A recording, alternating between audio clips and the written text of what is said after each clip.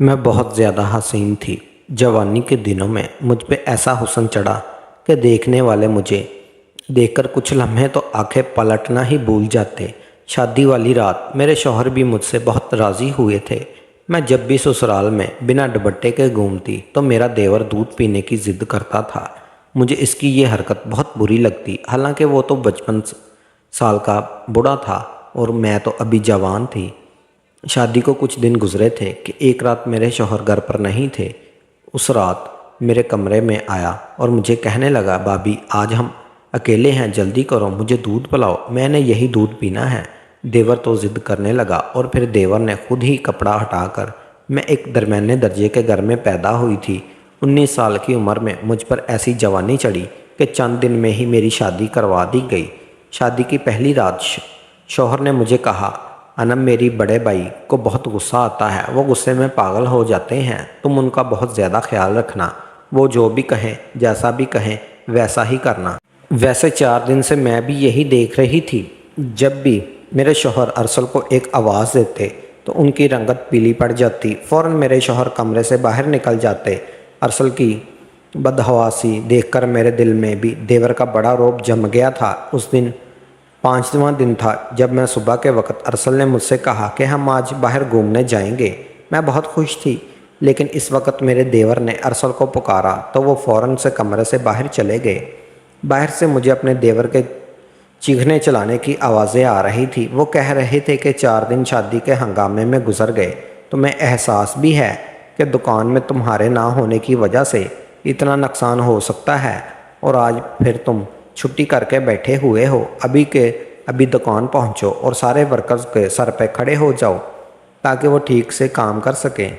तुम्हारी शादी में मैंने इसलिए नहीं करवाई थी कि तुम कमरे में ही घुसकर बैठे रहो, और मैं अपनी बीवी से भी कह दो कि वो किसकी जिम्मेदारी संभाल ले।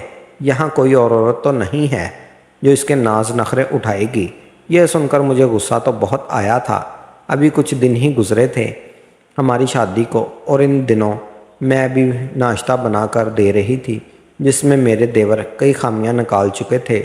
लेकिन अरसल ने मुझे प्यार से मोहब्बत से यही समझाया था कि भाई की बात का बुरा ना मानना। इतने दिन तो मैं इस सोच में उलझी रही कि देवर का मजाज आखिर ऐसा क्यों है। आखिर आज जो शोर शराबा मेरे देवर ने मचाया था, मैं तो बहुत घबरा के रह गई थी। अरसल जब कमरे में दाखिल हुए तो उनका चेहरा गुस्सा हुआ था। कहने लगे कि माफ़ी चाहता हूँ, मुझे दुकान पर जाना पड़ेगा। मैंने कहा कि कोई बात नहीं, काम पहले है, बाहर हम फिर भी कभी चले जाएंगे। मैंने भी एतराज़ नहीं किया था। अरसल तो अपनी दुकान पर चला गया था। मैं किचन में आकर जल्दी से बर्तन धोने लगी थी। शादी के तीसरे दिन ही मैंने खाना भी बनाया और घर के सारे काम भी करने पड़े। मेरे देवर ने नौकरानी को निकाल दिया था। कहते थे कि जब बहू घर में आ गई है तो सफाई भी वही करेगी। मैंने पूरे घर की सफाई कर ली थी और थक हार कर अब मैं अपने बिस्तर पर आराम करने के लिए जाने लगी थी तो मेरे देवर ने मुझे आवाज़ दी और अपने कमरे में बैठ रहे थे। मैंने सर पर अच्छी तरह से दुपट्टा लिया, लेकिन दुपट्टा रेशमी था, इसलिए जब मैं अपने देवर के कमरे में गई मैंने पूछा, भाई कुछ चाहिए आपको? तो उन्होंने मुझे सर से पांव तक बड़े गौर से देखा और अजीब से अंदाज से अपने सूखे हुए होठों पर ज़बान फेरकर कहने लगे, दूध पीना है। ये सुनकर मुझे सबसे पहले अपने दुपट्टे का ख्याल आया, क्योंकि मेरे सीने से दुपट्टा सरक चुका था। मैंने फ़ौरन अपना दुपट्टा सही किया और कमरे से बाहर आ गई। मुझे अपने देवर की यह हरकत बहुत ही अजीब लगी थी। देवर तो भाई की जगह होता है और भाई कभी भी अपनी बेटियों के सर से पांव तक इस तरह नहीं देखते। मैं फ़ौरन ही किचन में आ गई। मेरा दिल ज़ोर ज़ोर से धड़क रहा था। मुझे बड़ा अजीब सा लग रहा था। मैंने फ्रीज़र खोला और दूध का गिलास पकड़कर दुपट्टा अच्छी तरह से खुद पर सेट करके लपेट के अपने देवर के कमरे में चली गई। साइड टेबल पर दूध का गिलास रख दिया। इससे पहले कि मेरे कमरे से बाहर आती, मुझसे देवर कहने लगे कि थोड़ी देर मेरे पास बैठकर बातचीत कर लिया करो। घर में अब तुम्हारे अलावा तो कोई होता ही नहीं है और मैं बड़े दिनों से अकेला था और अकेला ही बैठकर मैं बोर हो जाता हूँ। ये सुनकर मैं परेशान हो गई थी। میرے دیور کے کمرے میں صرف ایک بیڈ تھا، الماری تھی، بیٹھنے کے لیے الگ سے کوئی کرسی نہیں تھی، اس لیے مجھے مجبوراً ہی بیڈ کے کنارے پر ہی بیٹھنا پڑا۔ وہ مجھ سے ادھر ادھر کی باتیں کرنے لگے، لیکن جیسے ہی انہوں نے دودھ کا گلاس پکڑ کر منہ کو لگایا تو فوراً سے ہٹا لیا۔ کہنے لگے، اتنا ٹھنڈا دودھ میں نہیں پی سکتا، مجھے تو گرم گرم دودھ پسند ہے۔ یہ کہتے ہوئے پھر میں ان کی نظریں میرے چہرے سے ہوتے ہوئے میرے پورے بدن پر سفر کرنے لگی۔ ان کی نظریں نہ جانے ایسا کیا تھا کہ میں الجھن کا شکار ہونے لگی تھی۔ میرے ماتھے پر پسینے کے قطرے صاف دکھائی دینے لگے تھے۔ کہنے لگے، جاؤ نہ اسے گرم کر کے لے آؤ۔ میں نے دودھ کا گلاس پکڑا اور کھڑی ہو گئی۔ ویسے تو 3 دن سے میرا دیور بڑے غصے میں بات کر رہا تھا۔ جب ارسل گھر میں ہوتا تھا تو ان کا لہجہ بڑا ہی دھیما تھا، لگ رہا ہی نہیں تھا کہ یہ میرے وہی دیور ہیں جو 5 دن سے ارسل کو چلا چلا کر بلا رہے تھے اور غصے سے ارسل سے باتیں کر رہے تھے، ڈانٹ رہے تھے۔ میں نے دودھ پتلے میں ڈال کر ذرا سا گرم کر دیا، پھر گلاس میں ڈال کر اپنے دیور کے پاس لے گئی۔ جیسے ہی میں نے گلاس ان کے آگے بڑھایا، انہوں نے دودھ کے ساتھ ساتھ میرا ہاتھ بھی تھام لیا۔ مجھے تو جیسے پورے بدن میں کرنٹ سا دوڑنے لگا۔ میں نے فوراً گھبرا کر ہاتھ نیچے کرنا چاہا تو انہوں نے میرا ہاتھ چھوڑ دیا۔ میں کمرے سے باہر جانے لگی تو وہ کہنے لگے کہ ارے باہر کہاں جا رہی ہو، یہاں میرے پاس بیٹھو اور مجھ سے کچھ باتیں کرو۔ یہ تنہائی کا سماں تو مجھے اب اور بھی زیادہ ڈسنے لگا تھا۔ یہ کہتے ہوئے دیور نے ٹھنڈی آہ بھری۔ مجھے اب اور بھی زیادہ عجیب سا لگ رہا تھا۔ مجھے تو ان کی باتیں سن کر عجیب سا محسوس ہونے لگا تھا۔ پھر کہنے لگے، تم نے شادی کے اگلے دن جو کالے رنگ کا سوٹ پہنا تھا وہ بڑا ہی پیارا لگ رہا تھا، آج وہی پہن لینا۔ یہ سن کر مجھے اور بھی زیادہ برا لگا تھا۔ یہ فرمائش تو ارسل کو بھی مجھ سے کرنی چاہیے تھی، نہ کہ صرف میرا دیور۔ اب ارسل دکان پہ جاتا، میرا دیور مجھے اپنے کمرے میں بلا لیتا، مجھے عجیب نظروں سے دیکھتا، بار بار اپنے سوکھے ہونٹوں پر زبان پھیرنے لگتا، پھر کہتا مجھے دودھ پینا ہے، مجھے دودھ گرم کر کے دو۔ میں دودھ کا گلاس دے کر جانے لگتی تو میرا ہاتھ پکڑ لیتا، میرے پاس بیٹھ کر مجھ سے باتیں کرو۔ میں بھلا کیا باتیں کر سکتی تھی؟ میں کام کا بہانہ بنانے لگتی تو مجھے کھانا بنانا ہے، برتن دھونے ہیں۔ اصل میں مجھے یہ سب اچھا نہیں لگتا تھا۔ اب میرا دل بے چین سا ہونے لگا تھا۔ سوچ رہی تھی کہ مجھے ارسل سے بات کرنی چاہیے، لیکن کیسے کرتی؟ وہ تو اپنی بھائی کے سامنے کانپتا تھا، ایک ارسل بولتا تک نہیں تھا۔ ایک دن میں کچن کا سارا کام کر رہی تھی کہ میرا دیور اچانک سے کچن میں آ گیا، مجھے پیچھے سے پکڑ لیا، جھٹکے سے ٹیبل کے ساتھ لگا لیا اور پھر جو کچھ میرے ساتھ کیا میں بتا نہیں سکتی۔ میں اپنی عزت بچا کر اپنے کمرے میں چلی گئی، اپنے کمرے کا دروازہ بھی بند کر دیا، کنڈی بھی لگا دی اور بیڈ پر بیٹھ گئی۔ بے چینی مجھ پر بری طرح سے سوار تھی، میرا پورا وجود کانپ رہا تھا۔ میں سوچ بھی نہیں سکتی تھی کہ میرا دیور میرے ساتھ کبھی کوئی غلط حرکت بھی کر سکتا ہے۔ میری آنکھوں سے آنسو بہنے لگے تھے۔ میں سوچ چکی تھی کہ میں ارسل سے بات کروں گی۔ میں نے پورا دن کوئی کام نہیں کیا تھا، اپنے آپ کو کمرے میں بند کر چکی تھی۔ کئی بار میرا دیور میرے کمرے کا دروازہ کھٹکھٹا چکا تھا اور اسے بھوک لگی ہے، میں اسے کھانا دے دوں، لیکن میں نے اسے کچھ نہ دیا۔ میری جگہ کوئی بھی ہوتا تو وہ یہی سب کچھ کرتی جو میں نے کیا تھا۔ رات کو میرا دروازہ زور زور سے بجا کر ارسل کہنے لگا، انم دروازہ کھولو، یہ کیا بدتمیزی ہے؟ کیوں تم صبح سے دروازہ بند کیے کمرے میں بیٹھی ہو؟ ارسل کی آواز سن کر ہی میں نے دروازہ کھولا تھا۔ جیسے ہی میں نے دروازہ کھولا تو دونوں بھائی مجھے غصے سے دیکھ رہے تھے۔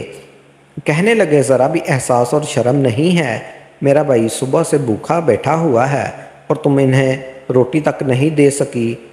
اگر انہیں شوگر کی بیماری ہے، اگر ان کی طبیعت خراب ہو جاتی تو اس کا ذمہ دار کون ہوتا؟ میں نے کہا، میں ان کی ذمہ داری نہیں سنبھال سکتی، بہتر یہی ہے کہ آپ ان کا کوئی اور انتظام کر لیجئے۔ میرا یہ کہنا تھا کہ ارسل غصے سے بڑا کہنے لگا، یہ کیا بدتمیزی ہے؟ پیچھے سے میرے دیور کہنے لگے، دیکھ رہے ہو ابھی سے آئے ہو، 7 دن بھی نہیں ہوئے اور اس نے اپنے رنگ دکھانا بھی شروع کر دیے۔ میں پہلے ہی پتا تھا کہ یہ لڑکیاں شادی کے بعد ایسا ہی کرتی ہیں اور الگ ہونے کے خواب پہلے ہی آنکھوں میں سجا لیتی ہیں۔ میرا شوہر کہنے لگا کہ آج تم نے یہ بات کہہ دی انم، آئندہ سے اگر کہا تو ہاتھ میں طلاق دے کر تمہیں رخصت کر دوں گا۔ یہ سننا تھا کہ میری آنکھوں سے آنسو بہنے لگے تھے۔ میرے ابو کی پہلے سے ہی 3 بیٹیاں تھیں اور وہ شریف انسان تھے۔ بڑی مشکل سے ہی جہیز اکٹھا کر کے ایک بیٹی کی شادی کی تھی۔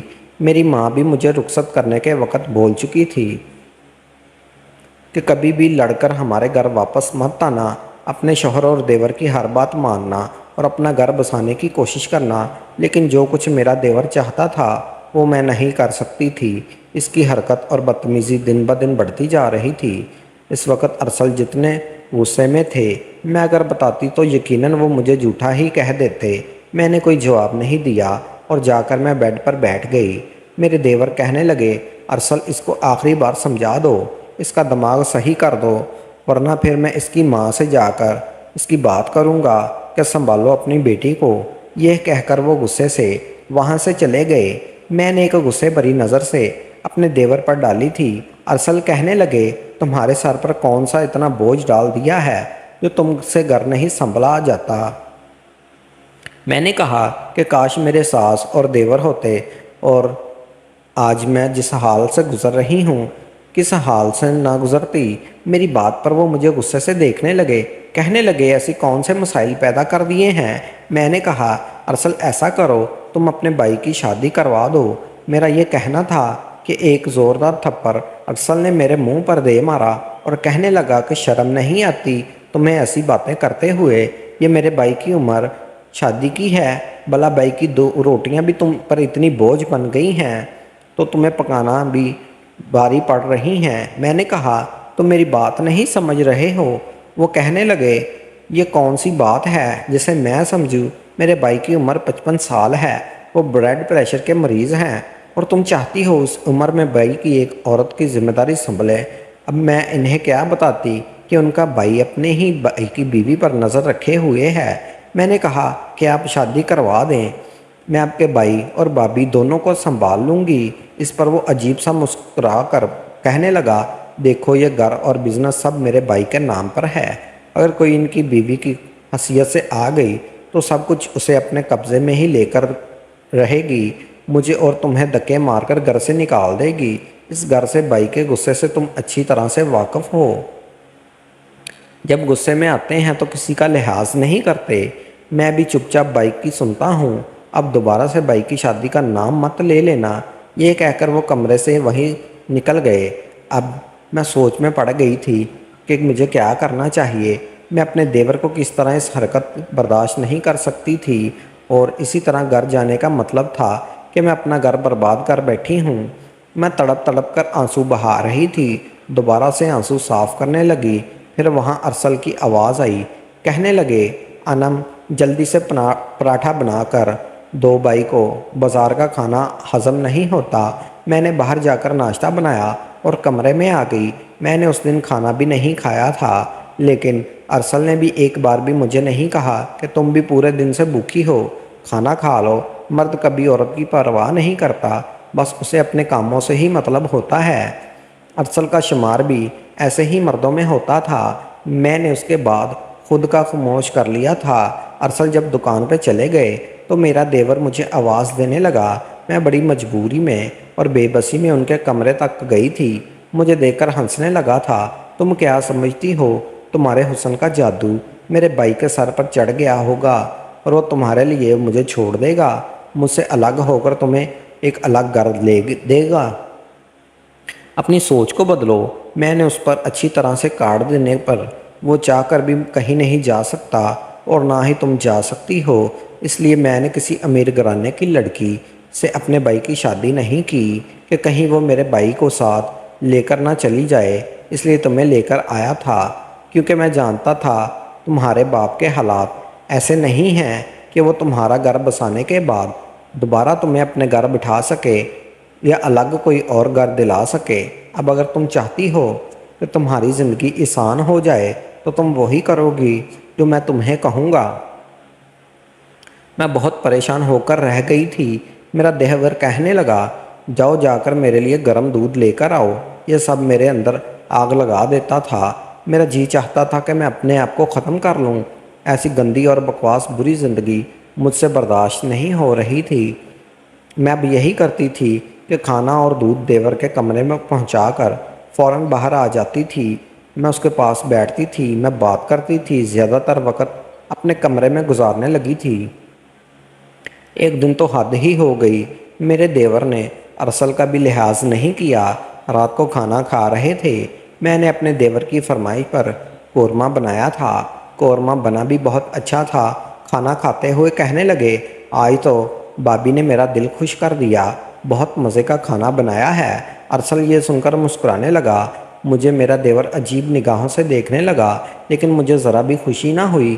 پھر جیب سے میرے دیور نے 5,000 کا نوٹ نکالا اور میری طرف بڑھایا، کہنے لگا، یہ لو تمہارا انعام، اسے رکھ لو۔ لیکن میں نے انکار کر دیا۔ میں نے کہا، میں اپنا فرض نبھا رہی ہوں، مجھے یہ نہیں چاہیے۔ میرے انکار کرنا تھا کہ ارسل مجھے گھورنے لگا، کہنے لگا، وہ خوشی سے دے رہے ہیں، انکار نہیں کرتے، رکھ لو۔ نہ چاہتے ہوئے بھی میں نے 5,000 پکڑ لیے اور میں برتن اٹھانے لگی۔